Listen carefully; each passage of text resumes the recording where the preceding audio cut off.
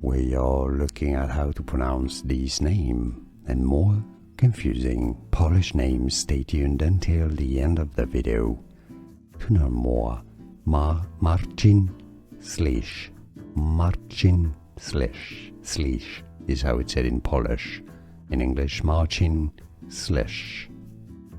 We are looking at how to pronounce these names and more confusing Polish names. Stay tuned until the end of the video to learn more.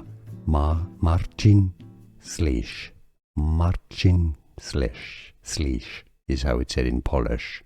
In English, Marcin Slysz. Here are more videos on how to pronounce more confusing words and names too many mispronounced. Like this video if you found it useful. I appreciate your support. I'll see you soon and thanks for watching.